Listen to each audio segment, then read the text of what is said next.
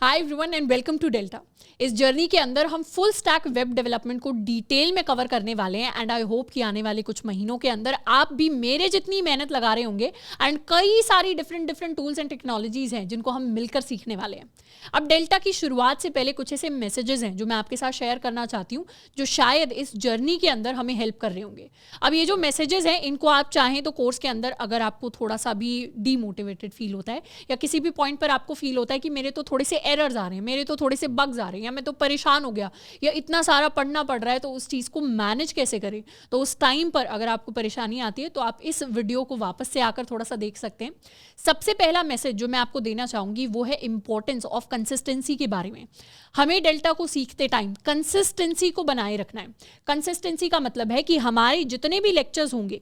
वो सारे के सारे लेक्चर्स ऑल्टरनेट डेज पर अपलोड हो रहे होंगे। ऑल्टरनेट डेज कहने का मतलब है कि अगर एक लेक्चर आज अपलोड हुआ तो 2 तारीख को हमारी छुट्टी है, फिर दूसरा लेक्चर 3 तारीख को अपलोड होगा, फिर 4 तारीख को छुट्टी है तो नेक्स्ट लेक्चर 5 तारीख को अपलोड होगा, फिर 6 की छुट्टी है, फिर नेक्स्ट लेक्चर 7 को अपलोड होगा। तो इस तरीके से हमारे लेक्चर्स ऑल्टरनेट डे पर अपलोड हो रहे होंगे। हमारा जो ग्रुप बना है उस ग्रुप के अंदर आपको सारे के सारे अपडेट्स मिल रहे होंगे एंड इसके साथ साथ जितने भी लाइव सेशंस होने वाले हैं आपके उनके बारे में आपको पहले ही लाइव सेशन होने से पहले ही ग्रुप्स के ऊपर बता दिया जाएगा कि हमारा ये लाइव सेशन होने वाला है, इसके अंदर हम इस टॉपिक को डिस्कस करेंगे एंड साथ के साथ उसके जो टाइमिंग्स होंगे या उसके जो लिंक्स होंगे वो भी आपको हम पहले ही बता देंगे। तो वो सारी चीज़ों की तो हमें टेंशन नहीं लेनी, बट एक चीज़ है जिसके बारे में हमें खास ख्याल रखना है वो ये है कि जो भी ऑल्टरनेट डेज पर हमारे चैप्टर्स अपलोड हो रहे हैं उन सारे के सारे चैप्टर्स को हमें टाइमली कंप्लीट करना है और हमें अपनी जर्नी के अंदर बैकलॉग नहीं बनने देना। क्योंकि बैकलॉग क्या होता है, बैकलॉग में अगर पुरानी कोई चीज़ है जिसको आपने कंप्लीट नहीं किया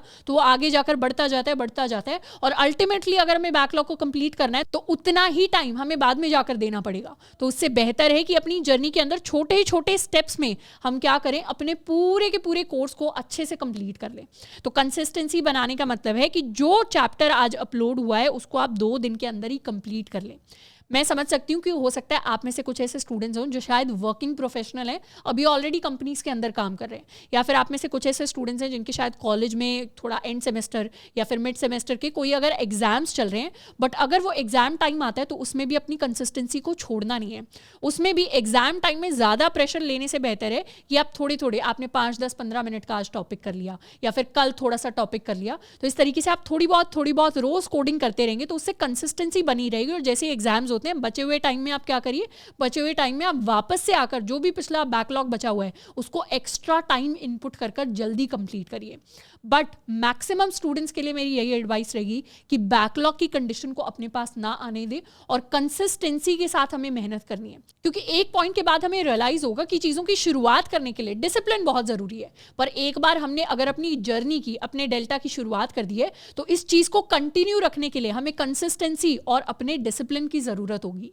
इसीलिए कंसिस्टेंसी बनाए रखने के लिए टाइमली चीज़ों को कंप्लीट करना है और डिसिप्लिन को मेंटेन करने के लिए एक चीज़ करनी है कि आप क्या करिए, अपने टाइम को फिक्स कर लीजिए। टाइम को फिक्स करने का मतलब है कि जो भी आपका इंडिविजुअल शेड्यूल है उस शेड्यूल में से आप कोशिश करिए कि आप 2, 3, 4 जितने भी घंटे निकाल सकते हैं अपनी डेवलपमेंट जर्नी के लिए, उतने घंटे के लिए आप फिक्स कर दीजिए कि इतने से इतने टाइम में बैठकर मुझे अपनी डेवलपमेंट जर्नी को कंटिन्यू करना है। तो क्या होगा, उससे और ज़्यादा डिसिप्लिन आएगा। क्योंकि दिन के अंदर जब आपको पता होता है कि मुझे इस टाइम पर ये काम खत्म करना है, क्योंकि दिन के अंदर जब हमें पता होता है कि मुझे इतने से लेकर इतने टाइम तक एक स्पेसिफिक चीज़ करनी है, तो आपके दिमाग में एक मेंटल ट्रिगर होगा जो आपको पता होगा कि उस टाइम पर जाकर मुझे वो चीज़ को खत्म करना है। और वही चीज़ अगर आप रिपीटेडली हर दिन करेंगे तो वो चीज़ आपकी एक आदत बन जाएगी। तो कोडिंग करना एक आदत बन जाएगी एंड जितना जल्दी आप कोडिंग को अपनी हैबिट बनाएंगे उतना बेटर हमारा स्किल डेवलपमेंट होगा। तो यहाँ पर क्या याद रखना है, ये याद रखना है consistency and discipline is the key to everything. तो उसी के साथ हमें डेल्टा को कंटिन्यू रखना है। और सेकंड चीज़ जो मैं आपको बताना चाहती हूँ वो है रुकावटों के बारे में।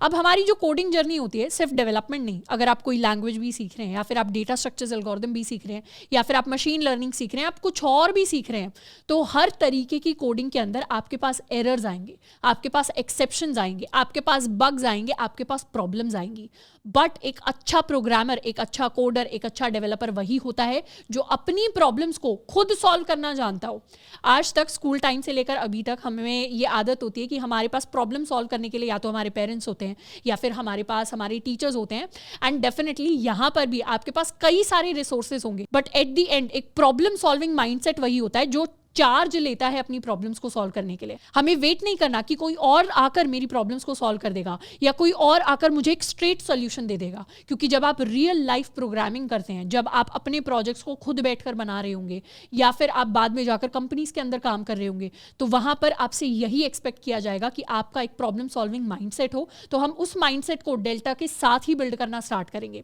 तो प्रॉब्लम सॉल्विंग माइंडसेट होने का मतलब है कि जब भी प्रॉब्लम्स आएंगी, हो सकता है प्रॉब्लम इस फॉर्म में आए कि आपका कोड वर्कआउट नहीं कर रहा या आप कुछ इंस्टॉल करने की कोशिश कर रहे हैं तो उसमें आपको एरर दिखा रहा है आपके सिस्टम के ऊपर। तो इस तरीके की जब प्रॉब्लम्स आती है तो उसमें सबसे पहली चीज है कि घबराना नहीं है, बहुत नेचुरल है। आपसे पहले जो जितने भी लाखों डेवलपर्स, लाखों कोडर्स ने उस चीज को करने की कोशिश करी है, चाहे वो अपना पहला HTML का कोड लिखना हो गया हो या कुछ और काम हो गया हो, तो उस चीज में उन्होंने भी सिमिलर प्रॉब्लम्स फेस किए हैं और वो भी उन्हीं प्रॉब्लम्स को फेस करते करते आज अच्छे लेवल पर जाकर पहुंचे हैं। तो आप भी उन्हीं प्रॉब्लम्स को फेस कर रहे होंगे, उन्हीं प्रॉब्लम्स को सॉल्व कर रहे होंगे। तो उस चीज से घबराने की जरूरत नहीं है। जितने प्रॉब्लम्स आएंगे उतने आप नए प्रॉब्लम्स को टैकल करेंगे, नए तरीके के सॉल्यूशंस ढूंढेंगे एंड उतने आप एक बेटर प्रोग्रामर, बेटर डेवलपर बनने होंगे। अब जब भी प्रॉब्लम्स आए, प्रॉब्लम किसी भी फॉर्म की हो सकती है, यानी प्रॉब्लम इतनी छोटी हो सकती है कि अगर मैंने अपने लेक्चर के अंदर ABCD लिखा है और आपने कोड के अंदर टाइप कर दिया है ABCD, जिसमें सिर्फ स्मॉल a और कैपिटल A का डिफरेंस है, तो ये भी आपको आपके कोड के अंदर एरर दे सकता है। इसीलिए सबसे पहली चीज जो करनी है वो ये है कि लेक्चर्स को बड़े ध्यान से देखना है, कोड को टाइप करते हुए बेसिक मिस्टेक नहीं करनी, यानी स्मॉल का कैपिटल नहीं बना देना, कैपिटल का स्मॉल नहीं बना देना। ये बेसिक चीज अगर हम इंप्लीमेंट कर लेंगे तो हमारे काफी सारे एरर्स नहीं होंगे। दूसरी चीज जो हमें इंप्लीमेंट करनी है कि कई बार हो सकता है इंस्टॉल करते हुए या कोई और चीज करते हुए हो सकता है आपके सिस्टम के बेसिस पर एरर हो सकता है आपके और आपके दोस्त का जो विंडोज सिस्टम है उसके अंदर डिफरेंसेस हो। तो मल्टीपल डिवाइसेस पर काफी सारे स्टूडेंट्स काम कर रहे हैं, तो उस केस में अगर मान लो कुछ इंस्टॉल करते हुए का या कुछ रन करते हुए या कुछ सर्च करते हुए अगर आपके पास एरर आ जाता है या बग आ जाता है या एक्सेप्शन आ जाता है, तो फिर उस चीज से हमें घबराना नहीं है। ऐसे में हमें एक चीज करनी है जो बहुत सारे डेवलपर्स कंपनीज में बैठे बैठे हुए भी करते हैं जब वो एरर्स को फेस करते हैं, वो है चीजों को गूगल करना। अब ये सुनने में हो सकता है आपको नया नया लग रहा हो, बट ये एक रियलिटी है। जब भी एक कोडर के पास, डेवलपर के पास बहुत सारे प्रॉब्लम्स आते हैं डेली बेसिस पे, तो सबसे ईजीएस्ट सॉल्यूशन उन्हें गूगल करके ही मिलता है। तो जो भी आपका एरर आ रहा है, जो भी आपका एक्सेप्शन आ रही है, जो भी आपको प्रॉब्लम आ रही है, एरर कहने का मतलब है कि जब भी हम कुछ इंस्टॉल करते हैं या फिर हम अपना कोड रन कर रहे हैं तो हो सकता है वहां पे कुछ ऐसा लिखा हुआ है जिसका हमें मतलब समझ नहीं आया कि क्या एग्जैक्ट एरर आ रहा है या इसको ठीक कैसे करना है। तो सबसे ईजिएस्ट वे होती है उस चीज़ को हमें कॉपी करना है और उस चीज़ को गूगल पे जाकर पेस्ट कर देना है। आप लैपटॉप पर हैं, लैपटॉप पर पेस्ट कर दीजिए, आप कंप्यूटर पर हैं, कंप्यूटर पर पेस्ट कर दीजिए और उसको जाकर गूगल सर्च करना है। जब भी हम गूगल सर्च करेंगे हमारे पास कई सारे डिफरेंट लिंक्स आएंगे और उन लिंक्स के अंदर उस पॉसिबल प्रॉब्लम के बहुत सारे सॉल्यूशंस होंगे। और एक वेबसाइट है जिस पर आपको बार बार अपनी प्रॉब्लम्स के जो सॉल्यूशंस है वो सबसे ज्यादा केसेस में मिल रहे होंगे, और इस वेबसाइट का नाम है स्टैक ओवरफ्लो। तो स्टैक ओवरफ्लो जो वेबसाइट है बहुत ज़्यादा पॉपुलर है। मैक्सिमम जो प्रॉब्लम्स आप फेस करेंगे अपनी डेवलपमेंट जर्नी के अंदर, उन सब के सॉल्यूशन आपको स्टैक ओवरफ्लो के ऊपर मिल जाएंगे और वहीं से आप उस सॉल्यूशन से अपनी प्रॉब्लम को ठीक कर सकते हैं। इस वेबसाइट को बहुत मिलियंस ऑफ डेवलपर्स ट्रस्ट करते हैं डेली बेसिस पर, और अपनी प्रॉब्लम्स को, जितने भी एरर्स आते हैं उनको गूगल करना ऐसी चीज़ है जो कोई अगर अमेजॉन के अंदर बैठा हुआ है, गूगल के अंदर बैठा हुआ है, माइक्रोसॉफ्ट के अंदर बैठा हुआ है, गोल्डमैन सैक्स या किसी और बड़ी कंपनी या छोटी कंपनी के अंदर, स्टार्टअप के अंदर बैठा हुआ है, तो वो सारे लोगों को भी अगर कोडिंग करते टाइम कोई प्रॉब्लम होती है या कोई चीज़ ऐसी है जो भूल जाते हैं, तो क्या करते हैं, सिंपली उस चीज़ को गूगल सर्च कर लेते हैं और मैक्सिमम केसेस में उन्हें वहाँ पर उनका सोल्यूशन मिल जाता है। तो आपको भी वही सेम चीज़ करनी है कि प्रॉब्लम से घबराना नहीं है, छुप कर नहीं बैठना कि प्रॉब्लम आ गई तो अब बस हम घबरा गए या हम रुक गए या हम पैनिक कर गए। उस प्रॉब्लम को एक्टिवली एक सोल्जर की तरह हमें सॉल्व करने की कोशिश करनी है और उसका सॉल्यूशन ढूंढ कर निकालना है। तो ये दो मैसेजेस थे जो मैं आपको जर्नी से पहले, शुरू होने से पहले आपको देना चाहती थी। तो इन दोनों को हमें याद रखना है कि कंसिस्टेंट रहना है, डिसिप्लिन रहना है, एंड दूसरी चीज अपनी प्रॉब्लम्स को हेड्स ऑन जाकर फेस करना है, उनसे घबराना नहीं है। एंड जितना ज्यादा प्रॉब्लम्स को हम सॉल्व करेंगे उतना ज्यादा हम बेटर और अच्छी क्वालिटी के एक प्रोफेशनल डेवलपर बन रहे होंगे।